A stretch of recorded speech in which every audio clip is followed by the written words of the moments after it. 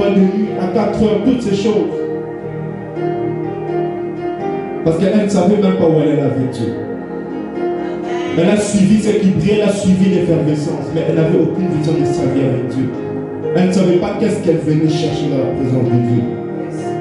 Ce soir, toi qui es de la génération des fils, la question que tu dois te poser, qu'est-ce que je suis venu chercher?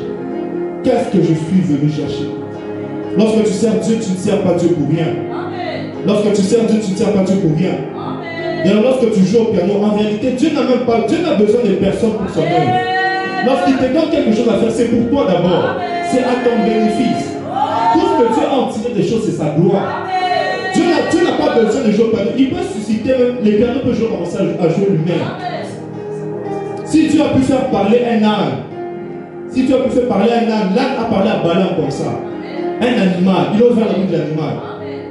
Si maître aujourd'hui se disait non, je vais quitter, les pianos peuvent commencer à jouer tout seul. Tu es capable.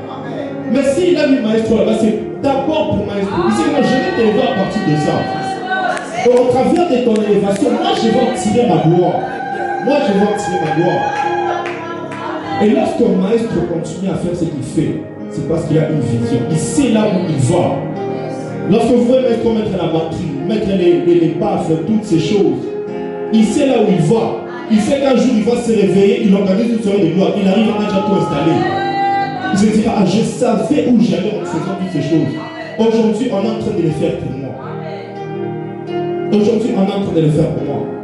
Tout ce que tu fais pour papa aujourd'hui, ce n'est pas d'abord pour lui, c'est d'abord pour toi-même que tu le fais. C'est d'abord pour toi-même que tu le fais. Parce que tu sais qu'un jour, sa double portion va tomber sur toi.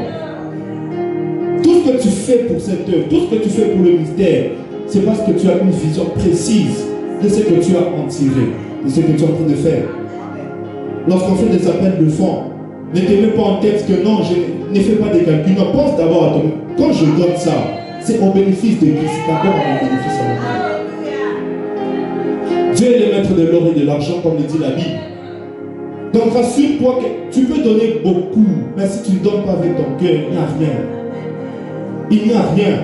Lorsque Dieu te demande, il te dit, donne dans l'œuvre, investis dans ça, payons ça, payons ça. Lorsque papa te demande, faisons ça, cotisons, payons ceci. En réalité, lorsque tu demande sur un plan spirituel, ce n'est pas d'abord à son avantage, non, c'est d'abord